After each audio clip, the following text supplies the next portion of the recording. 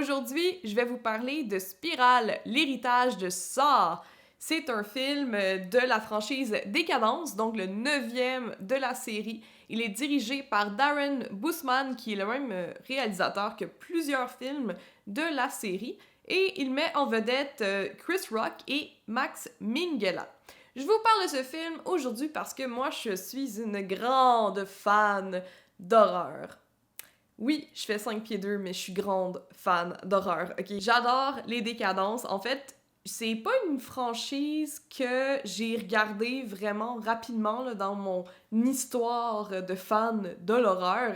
C'est un film que j'ai découvert plutôt à la fin de mon adolescence. Parce que moi, j'avais l'impression que c'était juste du torture porn, puis le gore et la souffrance humaine, c'est pas nécessairement ce qui m'attire dans l'horreur. Malgré tout, en regardant les 3 premiers, je suis tombée en amour avec le concept d'un tueur un peu justicier qui essaie de punir ou de remettre sur le droit chemin des criminels en les mettant dans des pièges. Ce qui est Décadence. Donc, le film dont je vais vous parler aujourd'hui, c'est le 9e film de la série. C'est aussi le film qui est le moins semblable aux autres. En fait, en 2017, quand Jigsaw est sorti, c'était censé être le dernier film de la série. En fait, pour être honnête, il pensait en faire 10, mais après le 3e, il était comme plus sûr d'en faire. Là, après le 7e, il était comme, ok, je pense qu'on a épuisé ce qu'on pouvait faire avec la série. À un moment donné, on a fait le tour là, de la torture. Mais bon, en 2007, ils ont quand même sorti Jigsaw qui explorait un peu le backstory de John Kramer, qui est le tueur, si on veut, le personnage central de ces films-là. Je vais en reparler un peu plus tard de qui il est, John Kramer, parce que je pense que c'est vraiment important, en fait, dans le contexte du film Spirale. Et en 2017, donc, ce que je veux dire depuis tantôt, en 2017, Chris Rock a approché Lionsgate pour leur proposer de faire un nouveau film de décadence parce que ben, c'est un fan de la série. Il a toujours voulu jouer dans des films d'horreur puisque lui-même est un acteur plus de comédie, si vous connaissez Chris Rock. Moi, je le connaissais pas vraiment parce que j'écoute pas beaucoup de comédies, là, pour être honnête. Il les a approchés et il est le producteur de ce film, en plus d'être la vedette. Et ce film se passe plusieurs années après la mort de Jigsaw, après la fin des événements des autres films, parce que Jigsaw a aussi eu des apprentis qui ont continué, mais bon, ils sont morts eux aussi. Et on suit, dans le fond, Chris Rock, qui joue Zeke, un policier, un enquêteur qui enquête sur des crimes qui sont très très semblables à Jigsaw. Il est aidé de son coéquipier qui est joué par Max Minghella, qu'on peut retrouver aussi dans Handmaid's Tale. Moi, c'est là que je le connais, là, dans La Servante écarlate. Et j'étais vraiment contente, en fait, de le voir dans un autre film, surtout dans un film d'horreur. Premièrement, je le trouve cute. Puis deuxièmement, ben, ça fait en sorte que les 2 personnages principaux sont pas blancs, pis ça, ben, je trouve ça rafraîchissant, surtout que les 2 meurent pas vraiment, du moins pas dans les 5 premières minutes, comme la plupart des personnes racisées dans les films d'horreur, malheureusement, c'est vraiment un genre un peu comme raciste, mais on va en parler plus tard. Donc, le film suit Zeke Ezekiel, qui est un policier stéréotypé, là, genre, il veut rien savoir de ses collègues, c'est un lone wolf, un loup solitaire, lui, il est pas corrompu, pis comme full badass, pis il respecte pas les règles. Vous voyez le genre, là, un peu comme Brad Pitt dans Seven, si on veut. Et Max Minghella, c'est la nouvelle recrue, si on veut, du département. Il va avec Zeke, et les deux, ils vont enquêter. On se rend compte au fur et à mesure qu'il découvre des cadavres, un peu l'histoire derrière chacun des meurtres. Toutes les victimes sont des policiers de leur département. On dirait que il y a vraiment une histoire de corruption qui est démêlée, puis que la personne qui les punit, en fait, les connaît. Donc ça pourrait être quelqu'un dans le département de police, mettons. T'sais, je veux dire, c'est assez rapide qu'on se dit, ok, mais là, si c'est tous des policiers puis ils se connaissent tous. Le film, il nous fait croire pendant un bout de temps que le meurtrier, ce serait Zeke, joué par Chris Rock, parce que on se rend compte que c'est lui qui a vu toute cette corruption-là, puis qui a été vraiment la victime de cette corruption. Ça démêle tout. Son père, c'est un ancien policier qui est joué par Samuel L. Jackson, que lui aussi, il est comme un peu corrompu, mais pas dans le même sens. Puis en tout cas, ça tourne tout autour de Chris Rock. Contrairement aux autres films, il n'y a pas de Jigsaw. Donc, il n'y a pas de John Kramer, il n'y a pas de ses apprentis. En fait, l'idée derrière ce film-là, c'était un peu de relancer la franchise puis de faire les trucs différemment. Personnellement, j'étais pas complètement vendue à l'idée d'avoir toutes ces choses-là différentes dans le film. Moi, j'aime vraiment beaucoup le concept que John Kramer, ce soit un peu un justifié, donc un justicier, je veux dire, un anti-héros.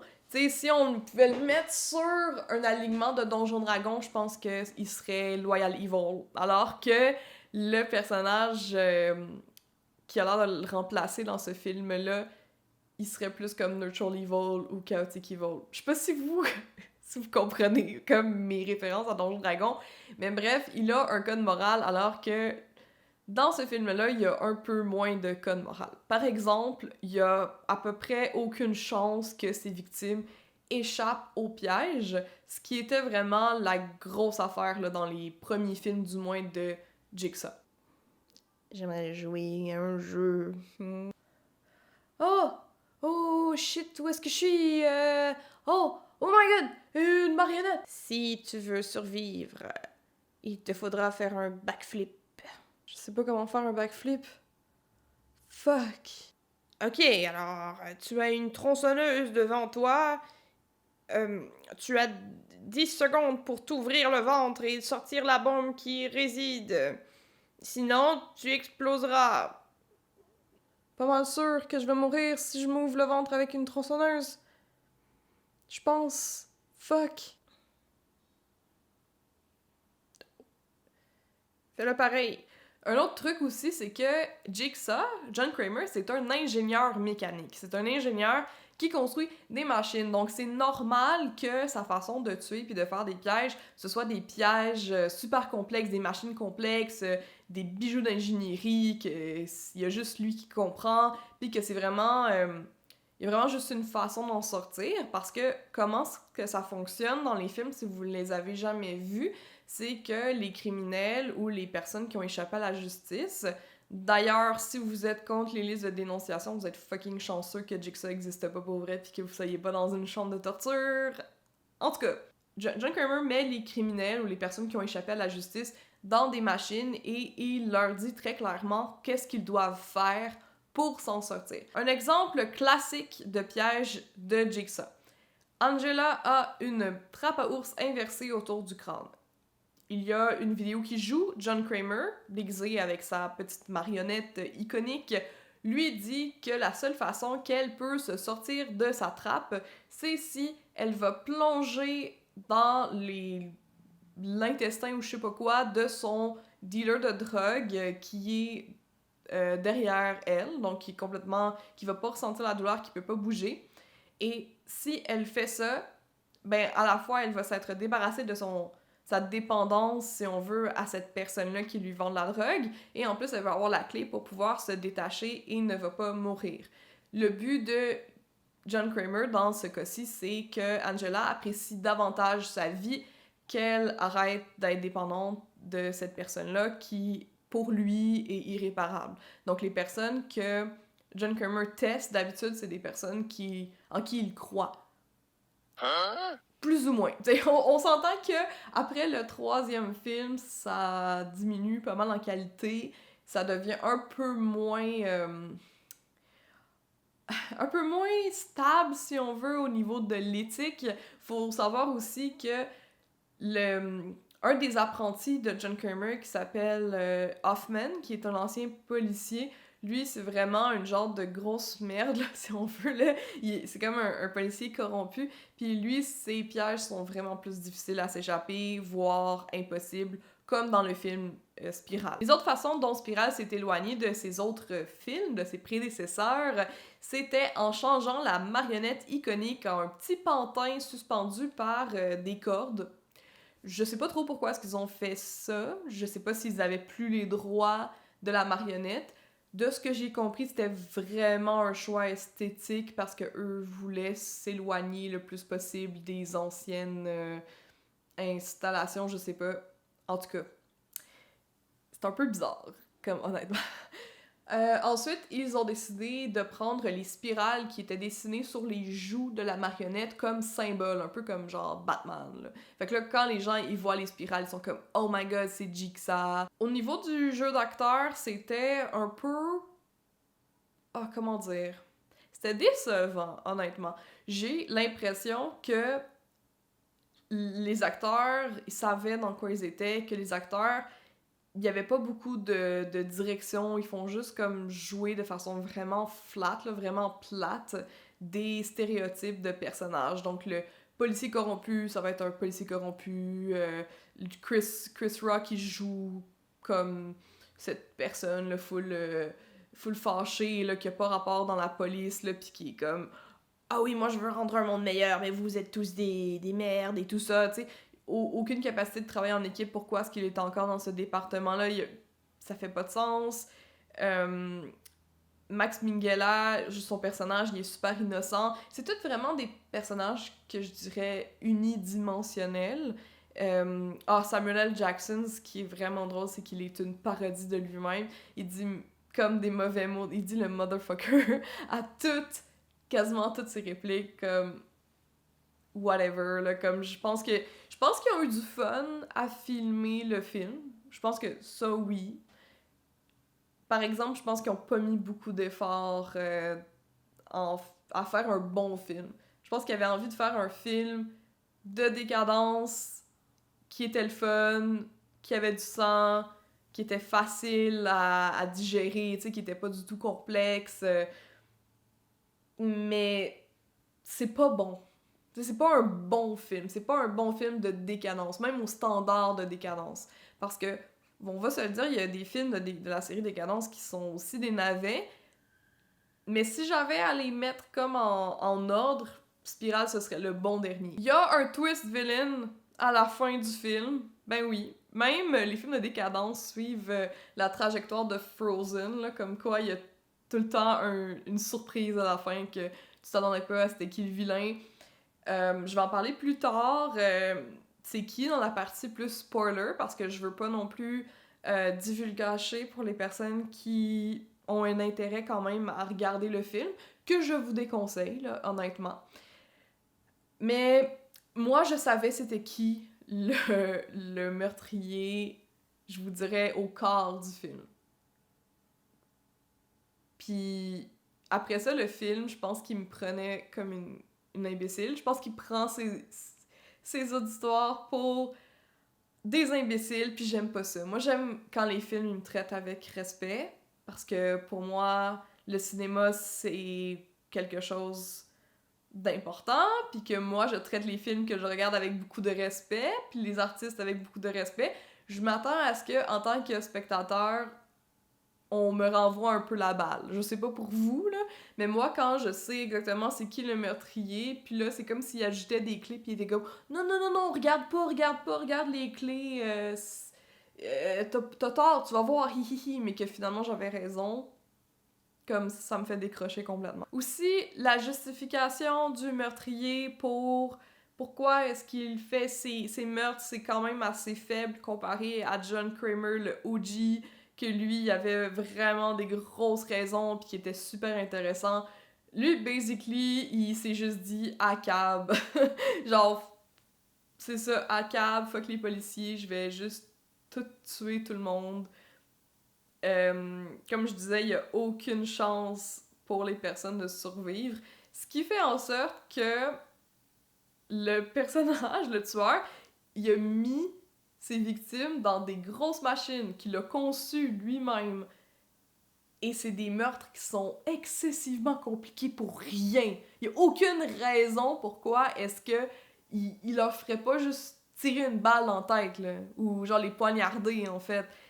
Puisque même quand il les accuse d'avoir, tu sais, été corrompus parce que il joue la petite vidéo qui leur dit ah sergent, machin, vous êtes corrompus parce que telle chose et telle chose.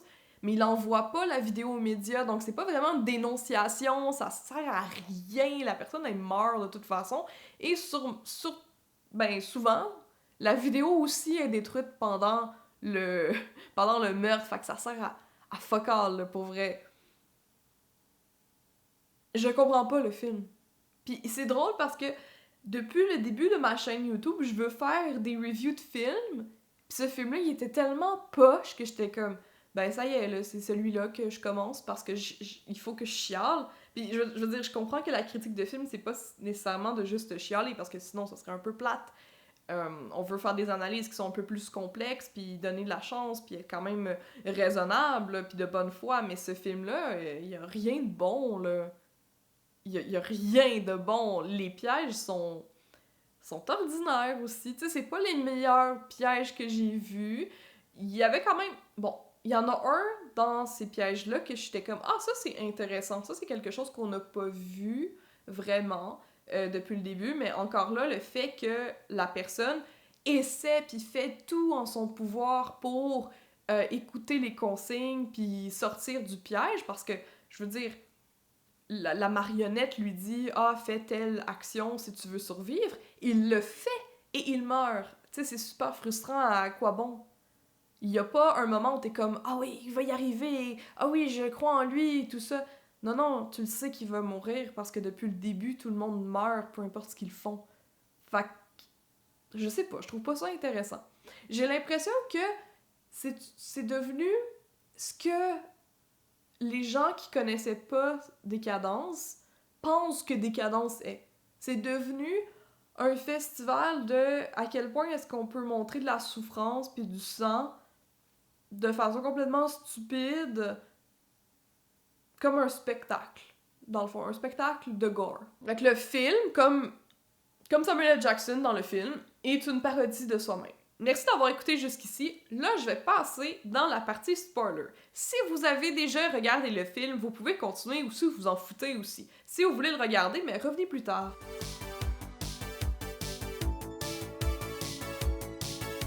Bienvenue dans la partie spoiler.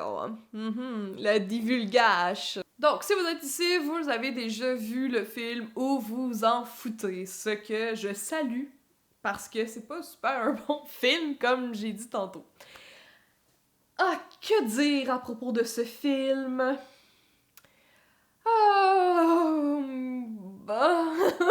Comme j'ai dit, il y a un twist villain à la fin. On apprend assez rapidement que l'ami de Chris Rock, là, de Zeke, je les appelle par leur nom d'acteur parce que c'est vraiment plus facile de se retrouver. Donc, l'ami de Zeke, qui est joué par Max Minghella, il se fait tuer. Donc, on retrouve le cadavre de son partenaire, qui est comme tout écorché, donc on a plus la peau, il est comme gelé, il est vraiment difficile à identifier, mais il a le tatou écrit Charlie. Charlie, c'est comme le nom de son bébé, là, en tout cas, ce qu'il a dit, parce que vous allez voir. Puis c'est là que t'as la confirmation que c'est lui le tueur. Pourquoi est-ce que tu sais que c'est lui le tueur? Parce que depuis le début, quand on retrouve un corps, on a un flashback de la corruption, on a un flashback du meurtre en détail. Là. Vraiment, c'est une scène, voilà ce qui s'est passé dans le passé, comment est-ce qu'il est mort finalement, qu'il a échoué le test. Comme s'il pouvait le réussir, là, comme j'ai dit, il pouvait pas le réussir.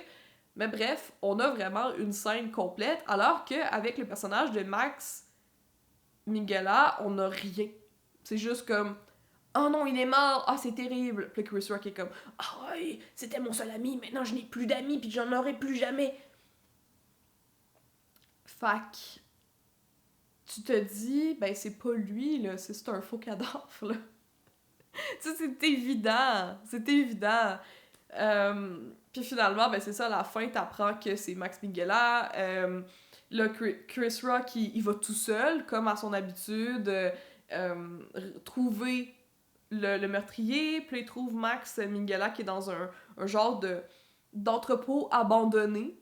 si on veut, puis là, il lui offre d'être son partenaire dans les meurtres, parce que Chris Rock, contrairement aux autres policiers, ben, il est droit, il est pas corrompu, tout ça, puis Max Minghella est comme « Ah, mais tu me comprends, tu sais qu'il faut débarrasser la ville de la corruption, tout ça, tu sais, accable. » Fait que là, il arrive dans une salle, et Samuel L. Jackson est suspendu comme un pantin, un peu comme la petite marionnette, tu sais, c'est une métaphore. Il est suspendu, puis il est en train de se faire vider de son sang, ok? Puis là, Max Minghella est comme, ben, soit tu viens avec moi puis tu deviens comme le Robin de mon Batman, soit, ben, je tue ton père. Choisis. Fait que le choix, il est pas super difficile. Chris Rock, il dit, ok, laisse tomber mon père, tu sais, c'est correct, tout ça. Mais qu'est-ce qui me fait capoter dans cette scène-là, c'est qu'il n'y a aucune façon que son père y survive. Parce que premièrement, il a perdu à peu près peut-être 1 litre de sang. Tu sais, quand on se dit que dans le corps humain, il y a quoi, 3 litres, 4 litres, je sais pas. Il a quand même perdu 1 litre de sang, il faut qu'il aille à l'hôpital. Puis ça, c'est un problème qu'il y a avec plein de pièges de décadence. Puis dans les autres films aussi. Ok, les personnes, ils survivent, mais ils ont perdu full de sang, ils continuent de se vider de leur sang, ils ont besoin d'aide médicale, comme urgente, là, comme immédiatement, là, comme il y a aucune chance que ces personnages-là y attendent dans un entrepôt abandonné pendant peut-être des jours qu'on les retrouve sans qu'ils meurent, là, juste comme au bout de leur blessure.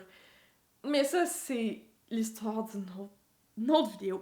Dans ce cas-ci, pourquoi est-ce que ce serait impossible qu'il survive? C'est pas seulement à cause qu'il a perdu du sang, mais parce que les fils sur lesquels il est suspendu, ils sont attachés à la porte. Puis la porte, elle est verrouillée. Dans le fond, elle est comme... Ben, verrouillée. Elle est barricadée. Max Minghella, il appelle la SWAT pour urgence, je sais pas, parce qu'il veut que ce soit Chris Rock qui soit framé comme... qui soit trouvé comme étant le coupable. Bref, il appelle la SWAT, là, comme... Demandez-moi pas pourquoi. Puis là, il dit « Allez, tu viens parce qu'ils s'en viennent bientôt. Allez, il faut descendre par l'ascenseur. » Puis là, Chris Rock, il est comme « Ouais, mais t'es malade, tu l'as... non. » Puis il jase. Puis là, la SWAT, elle commence à défoncer la porte parce que... Mais s'il défonce la porte, Samuel L. Jackson, il va comme se remonter. Puis là, il va avoir comme des mitraillettes sur les bras. Puis il va se faire tuer par la SWAT. Mais à aucun moment...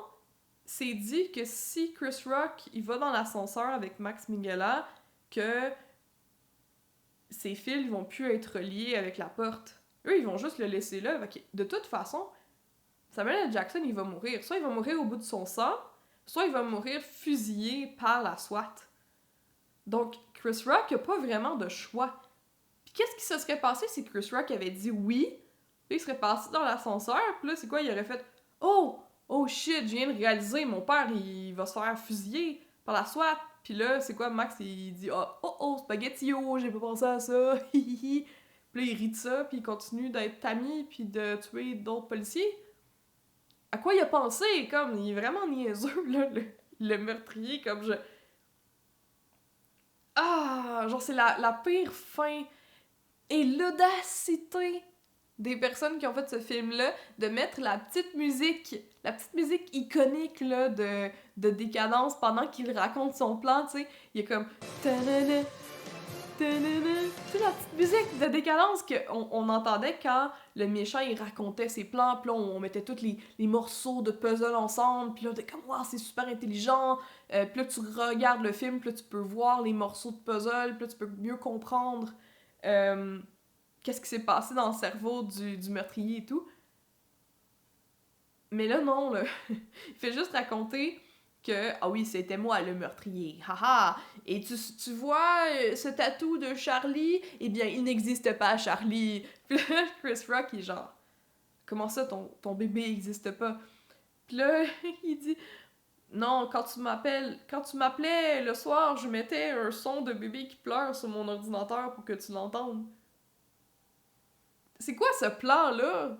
C'est quoi ce plan-là niaiseux? En quoi est-ce que c'est un bon plan de faire semblant que t'as une femme pis des enfants avec ton collègue policier, alors que c'est quoi là? Tu viens juste de sortir de l'académie de police. Fait qu'il y a plein d'autres nouveaux policiers qui te connaissent personnellement, là, avec qui t'as passé des années. Ils savent, eux, que t'as pas de blonde pis pas d'enfant. Fait qu'à la seconde que Chris Rock, il dit « Ah oui, il parle avec une autre nouvelle recrue, puis qu'il mentionne la femme ou le bébé du personnage de Max Minghella, ben ça va complètement tomber à l'eau, là, cette histoire-là. Ils vont être genre « Ah, de quoi tu parles? Il y a pas d'enfant. » Puis là, ça va être encore plus suspect. Pourquoi est-ce que avoir une femme pis des enfants, c'est comme moins suspect que de juste être célibataire? Alors que t'as pas vraiment de femme pis d'enfants. C'est juste... comme... il s'est juste comme mis le pied dans la bouche, je sais pas, là, comme... Pis en plus, il fait de faire son tatou, tu sais, c'est... ça fait aucun sens. Ce film-là fait aucun sens. En ce qui concerne les pièges, le premier piège qu'on voit, c'est dans un tunnel de métro, ce qui est vraiment différent des autres pièges parce que, à part un autre piège, ils ont jamais été en public. Puis là, l'autre fois où le piège était en public, je pense que c'était dans ça, c'est dans Décadence 6, je suis pas certaine, c'était au début et c'était quand même dans un endroit qui était restreint, dans le sens, c'était dans un cube de verre, si on veut, et il y avait des spectateurs, mais il y avait aucune autre personne qui était en danger que les 3 personnes à l'intérieur qui étaient dans le piège. Alors que dans ce film-là, le premier piège, le policier est attaché dans un tunnel de métro, puis il doit se laisser tomber pour arracher sa langue avant que le train arrive et le frappe. Mais le train, il est conduit par un autre humain innocent. C'est super traumatisant. Comme, je comprends pas pourquoi est-ce qu'il a impliqué des civils, genre des personnes qui ont rien fait dans cette histoire-là. C'est vraiment incongru, là, pis c'est vraiment pas quelque chose qu'on voit dans les films de décadence d'habitude. Aussi, je me demande, est-ce qu'il y a pas des caméras dans les tunnels de métro? Comment ça se fait qu'on n'a pas vu les caméras? Tu sais, c'est pas dans un milieu qui est contrôlé, comme dans des, je sais pas moi, des usines désaffectées, comme dans les autres films. C'est vraiment dans un lieu public. Ce qui me fait aussi me demander, tu sais, comment est-ce qu'ils ont fait l'affaire publique dans le parc, dans l'autre film, mais là, moi, je parle de Spirale, et ça fait pas de sens. Aussi, une autre raison pour laquelle est-ce que le policier, dans ce piège-là, n'avait aucune chance de survie, c'est que il se réveille selon ses propres termes. Donc, il n'y a rien qui le réveille, c'est lui qui a été endormi par de la drogue, peu importe, et qui se réveille par lui-même. Alors, à tout moment, il aurait pu avoir un train qui passe puis qui le frappe avant même qu'il se réveille. Il n'y a pas beaucoup de temps là, pour comme, prendre une décision puis faire son test, si on veut. D'ailleurs, il le fait, il le réussit, mais il se fait quand même tuer.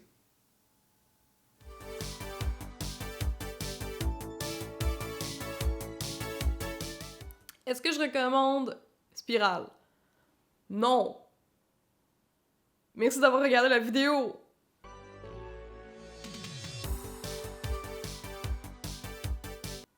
Non, c'est pas vrai. Mais non, je recommande pas Spirale. Je vous recommande de regarder les 3 premiers films, pour vrai. Premièrement, ils sont moins gore que ce qu'on pense. Deuxièmement, l'intrigue est vraiment bonne, surtout le premier puis le deuxième film. J'ai une petite préférence pour le premier, mais je sais qu'il y a excessivement de personnes qui préfèrent le deuxième. C'est vrai que pour le deuxième, ils ont plus de budget, puis le scénario, il est un peu plus comme... fait un peu plus de sens. Mais Spirale, non. Pour vrai, je le recommande pas. Je le recommande même pas aux fans de la série. Comme, pour être honnête, j'espère qu'ils vont juste arrêter de faire des films de décadence. Donc, merci d'avoir regardé la vidéo. Encore une fois, je m'appelle Amélie Stardust et je suis sur Instagram, sur Patreon, Discord, Facebook, j'ai un podcast. Tous les liens sont dans la description de la vidéo. N'oubliez pas de la partager si vous voulez m'aider. Je vais continuer à faire des reviews de films. C'est pour ça que je voulais faire mon channel. Ça va popper plus vite les vidéos parce que c'est plus simple à faire. Dites-moi dans les commentaires ce que vous en pensez. Puis on se revoit bientôt. Ciao!